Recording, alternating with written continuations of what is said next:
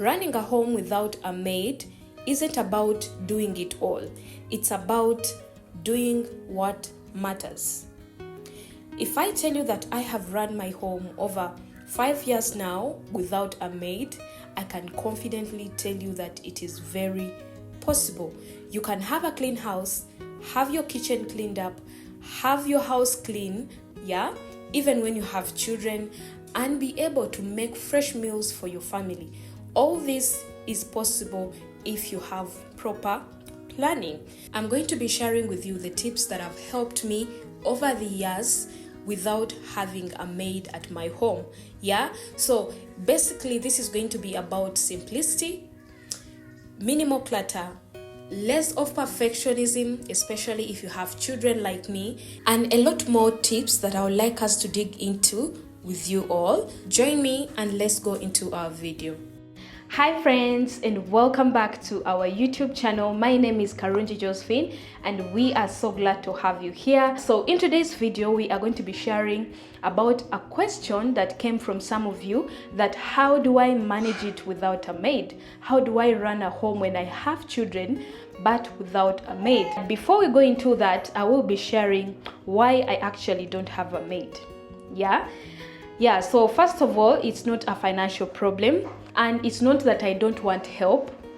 I really do need the help, but there are some strict rules that, values that we put up, me and my husband, to make sure that we raise and have a happy home like how we desire to have it. So I grew up in a home where my mom was a very busy woman. So she used to leave us with maids at home.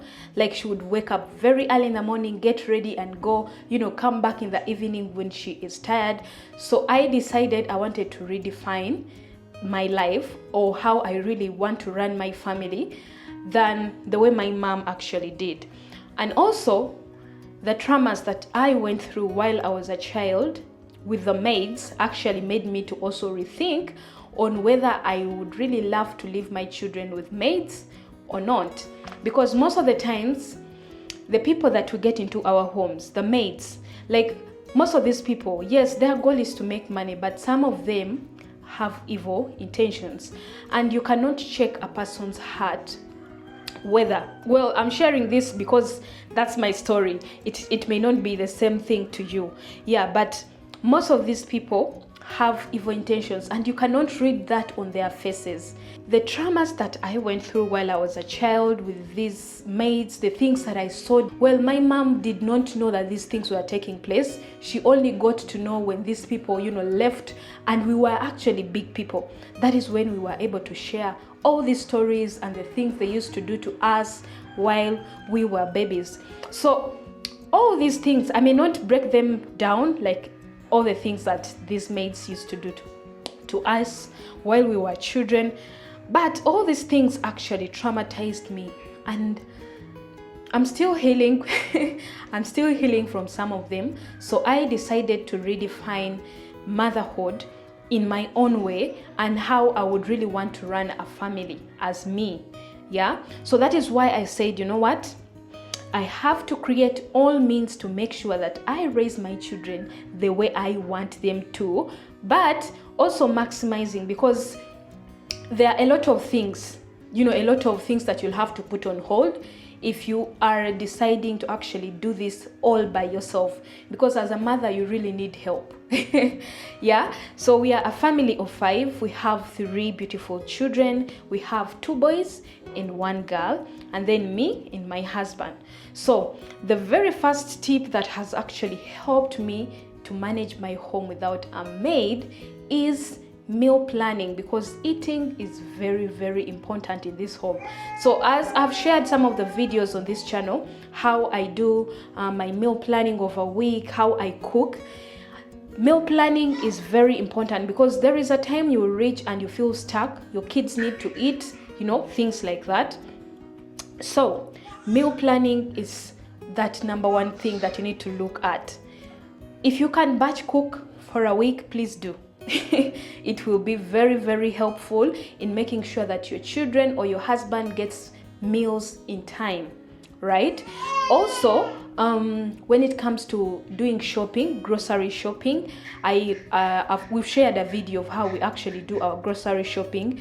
We do monthly grocery shopping. So this is one of the tips that actually helped me, that if I'm looking for salt, it will be there.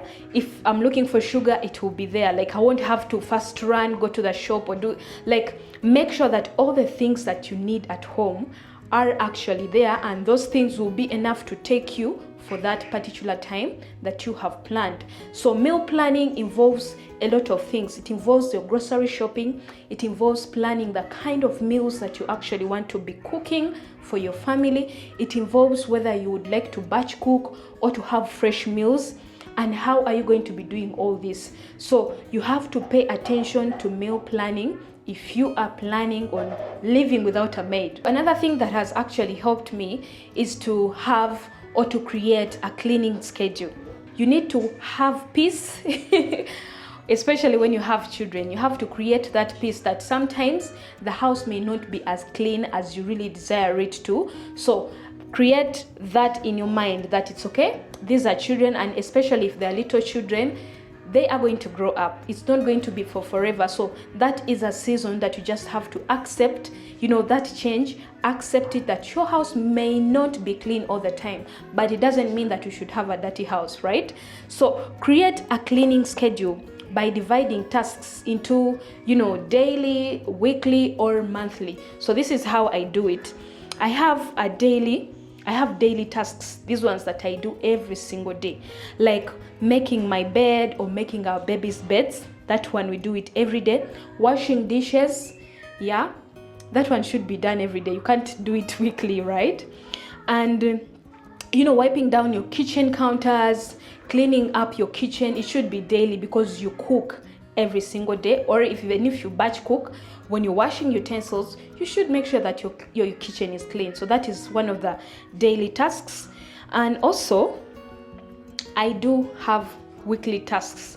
So when you are creating a cleaning schedule, break down your tasks. That I'm having a cleaning schedule. The tasks that I will be doing daily, you make sure that these are the tasks that are unavoidable to do every single day, like bathing, making your beds, washing dishes. Those tasks should be daily.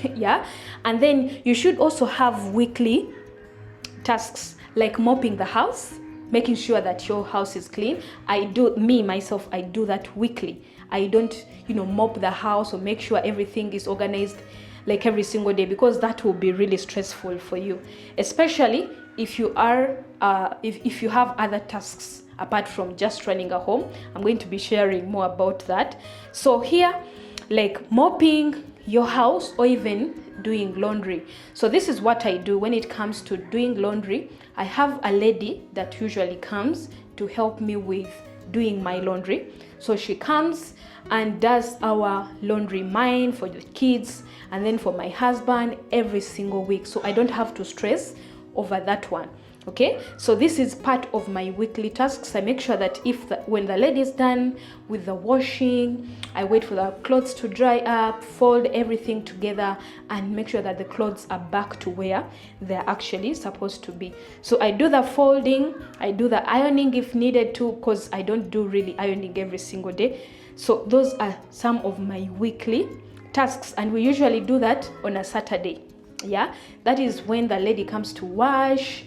Like I organize all things to do with laundry, and then we start the week afresh. Also, you need to have monthly tasks. I'm talking about having a cleaning schedule. So that is our tip number 2. Having monthly tasks, like the shopping that we do, our monthly shopping, that is one of the major tasks that we do monthly. Also, the deep cleaning, like the deep cleaning of your toilets, the deep cleaning of your bathroom, like everything to do with making sure that the house is well managed. So I usually do that monthly. The shopping, the deep cleaning of the house or the bathrooms or the toilets, like that one we do it like one day in a month. Another one is to assign tasks to the family. We are adults and the others are actually little. Me and my husband are the ones who are adults. The others are still young, so I can't really assign tasks to them. But I am training them actually. So I'm training my oldest son. He's actually 6 years. I'm training him how to do dishes after eating. I'm training him how to like clean his own dishes. I'm training him how to bathe himself. Right now he can actually bathe himself and then dress himself so well. So even if I'm not around, or if I'm busy with with his siblings, he can actually take care of himself on that. So assigning tasks is one way of actually helping you, especially husbands. Also, if you have your husband, don't fear to tell him that I need help. I need help with the baby, I need help in the kitchen. So do not fear to ask for help from your husband if he's around to actually give you a hand. So yeah, we are the only adults, so I usually ask him to help me, sometimes with the cleaning, sometimes with the babies, with bathing our babies, sometimes help in the kitchen. So wherever you need help, do not fear to assign help, to assign tasks to either your husband so that he can actually help you out, so that you won't stress, because motherhood is a lot. Organize your storage spaces. I usually make sure that all this is well organized, so that when it comes to storing things, I don't have to look for where is salt, where is sugar, where is this kind of spice and all that. So as you're organizing your storage space, making sure, especially in the kitchen, label these things. Label that this is salt, this is sugar. Actually, these things help you, especially if you are rushing and you're cooking. This thing has really helped me to also not to stress so much. So especially on a Saturday when we are done with doing laundry, I make sure that I fold my baby's clothes well and put them back in a wardrobe where they're supposed to be. Really, I want to see an organized wardrobe. I want to see an organized kitchen, so that it can be, organized and help your workflow to actually be easy and not complicated. If you are a mom, you realize that tools are very, very important in making our work easy, right? So if you have things like a blender, I'm giving an example, it can help you make juice quickly. The moppers, make sure you buy tools that are going to make your work easy. So here in Uganda, some homes don't actually use gas. So if you have gas, that means your work can actually be a little bit easier. I've talked about my laundry routine. It's one of the things that makes my work easy. We usually do that every week on a Saturday. Yeah, and I have someone who does the laundry, and then after she goes. Make sure that you declutter your home. It can be weekly or actually monthly. Make sure that you declutter your children's clothes, your children's toys, so that you don't have a lot of things at home piling up. A decluttered home is an organized home, and that means your mind is going to be working very well, because you don't have all the toys thrown over. If the children are no longer playing with those kind of toys, give them away for charity. The clothes, especially clothes that no longer fit your children or even fit you, don't keep them in your wardrobe or even in your bedroom to congest the whole place. There is a way someone feels stressed if the place they are working in is actually congested. So make sure that you declutter your home as much as possible. So you can also create a routine for this. It can be monthly or weekly. I usually declutter my home once in a month. Yeah, so that is one of my monthly tasks. If you want me, guys, to share with you a timetable of how I do everything, yeah, let me know in the comment section. I'll be sharing with you. I also have some self-care time as me. So you have to make sure that you are pouring from a full cup, not an empty cup. So as a mom, you have to also create time for yourself so that you can rejuvenate. And most of the times I do this when hubby is around. So when the times he's not working, he remains with the children, and then I go have time for myself. If that means, getting a good skincare, if that means me going to the salon just to, free my mind from mothering all the time, yeah, that is one of the tasks that is actually helping me to run a home without a maid, but still not go insane. Another thing is that if you're a mom, you also have passions and things that you want to achieve. So you can run a business. Yeah, it's very possible. You can have a business and run a home at the same time without a maid. It's very, very possible, especially if you have proper planning, like the tips I have shared with you. Also, another thing that helps me is prayer, because you cannot do this mothering thing just by yourself. Most of the times we are more productive when the kids have gone to school, so we utilize that time so well. Whenever our children are going to school, especially the two boys. Yeah, we have 3 babies. It's only the 2 boys that go to school. The other one is a baby. He's just 8 months. So that one will remain with her at home. But when the others have gone to school, we make sure that we do all the important tasks, quickly before they are back from school, so that we be productive. Another thing, I think this is the last one, is to actually prioritize your tasks. Yeah, look at what is the most important task, what is the important one, what is the less important one. So prioritizing your tasks is very, very important.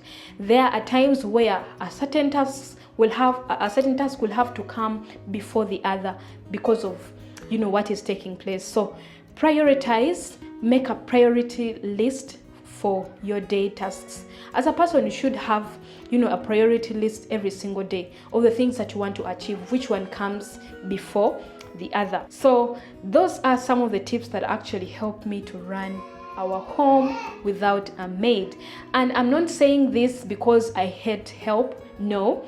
And motherhood shouldn't be stressing. If you feel like you can't manage or these tips can't work for you, please ask for help. A help can come, but that is our personal choice as a couple. We really don't want to have any other external person in our home as we are raising our children. We want to be the ones, having to raise our children, hands-on. However much it is stressful, but I know that God has given us the grace to do it, and raising children. What my mother told me after, sharing all the stories about maids and all that, she told me, like, what, if you are not ready to sacrifice for your children, then don't have them, because there are a lot of things you're going to have to put on hold.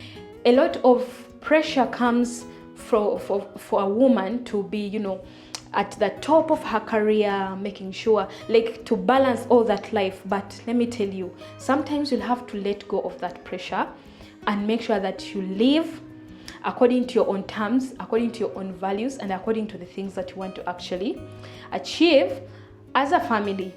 So those are the tips that usually work for me and are still working for me because I'm not yet done with this thing. Yeah, so if you have anything to ask, if you have any question, leave it in the comment section. I'll be answering it. Yeah, so from me to you is a bye-bye. Thank you for watching and see you in the next video.